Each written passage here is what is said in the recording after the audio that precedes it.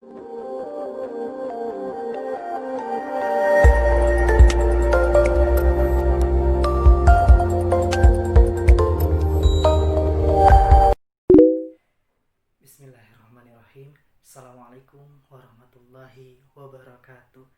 Alhamdulillah, pada kesempatan kali ini kita dapat berkumpul meskipun secara daring, tapi tidak menyurutkan semangat kalian untuk tetap semangat belajar.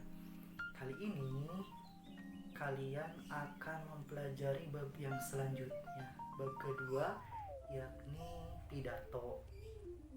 Saat kalian di pondok, saat ustadzah menyampaikan pidato, ceramah, ataupun kalian sendiri menyampaikan pidato kepada teman-teman kalian, tentunya setidaknya kalian sudah mempelajari perihal pidato. Baik, kita sama-sama simak materi pidato berikut ini. Baik, sebelum kita memulai bab 2, alangkah lebih baiknya kita sama-sama mengucap basmalah, Bismillahirrahmanirrahim, untuk memulai pembelajaran kali ini. Kali ini kalian akan mempelajari bagian A, memahami pidato persuasif. B, informasi dalam pidato persuasif. C, simpulan isi pidato persuasif. Untuk bagian D dan E kita akan bahas di pertemuan selanjutnya. A. Pemahaman pidato persuasif meliputi pengertian, jenis, dan juga metode.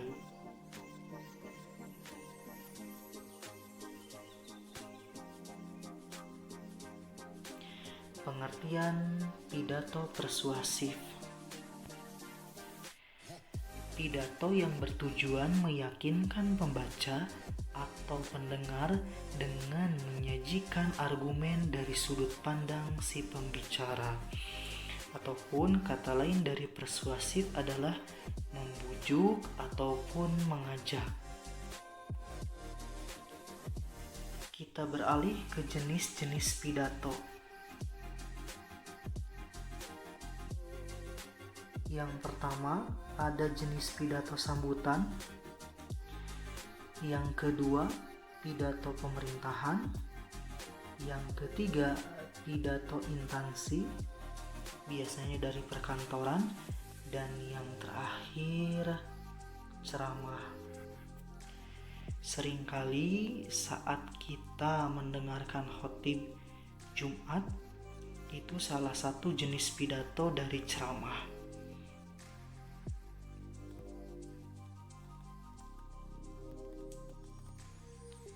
Kemudian kita beralih ke metode pidato. Yang pertama ada manuskrip. Manuskrip ini saat kita berpidato menggunakan naskah. Kemudian ada memoriter atau saat kita menyampaikan pidato tanpa menggunakan naskah. Tentunya dengan hafalan kita sendiri. Kemudian ada ekstemporan. Arti dari ekstemporan ini adalah metode berpidato dengan terlebih dahulu menyiapkan garis besarnya sebagai konsep yang akan disampaikan. Dan yang terakhir ada impromptu. Apa yang dimaksud dengan impromptu?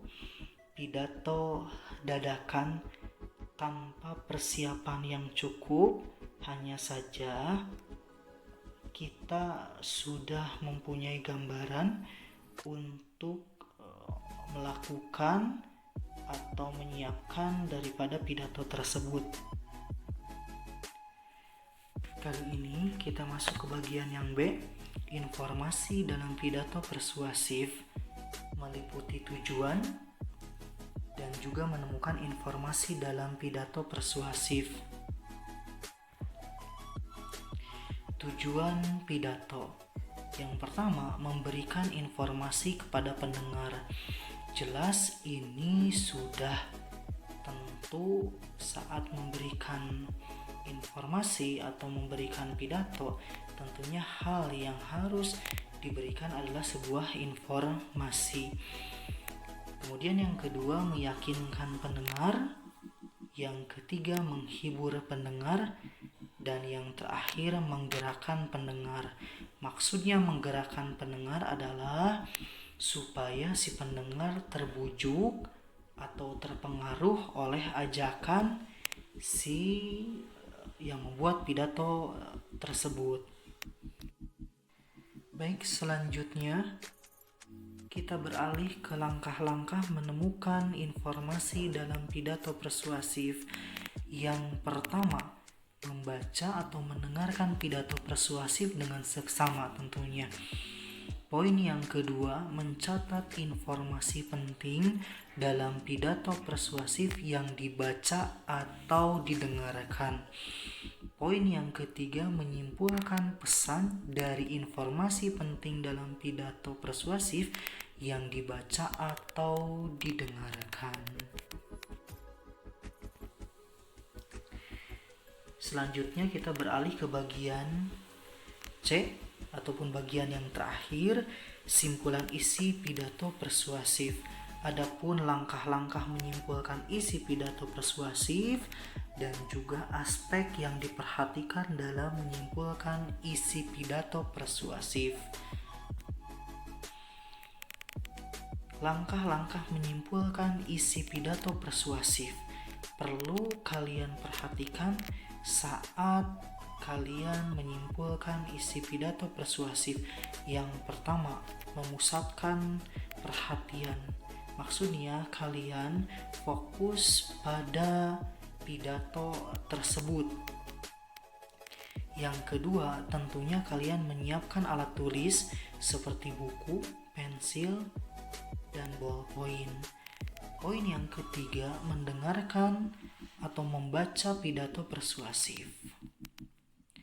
Poin yang keempat, mencatat pokok-pokok pidato yang berupa informasi ketika sedang melihat atau mendengarkan pidato. Poin yang kelima, menyimpulkan isi pidato persuasif yang didengar ataupun dibaca.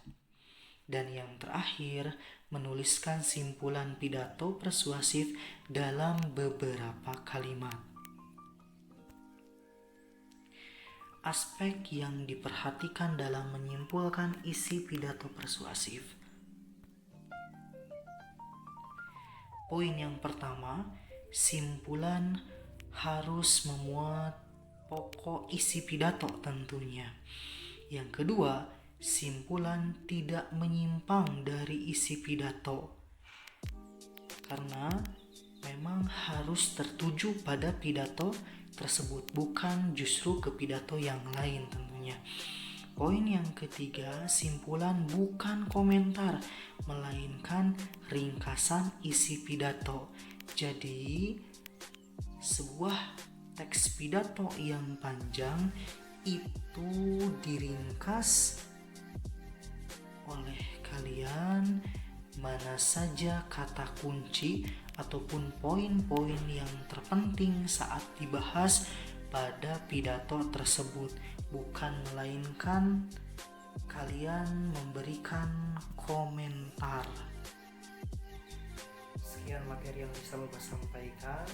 Jangan mudah menyerah sebelum kalian berusaha. Wabillahi taufiq wal hidayah. Assalamualaikum warahmatullahi wabarakatuh.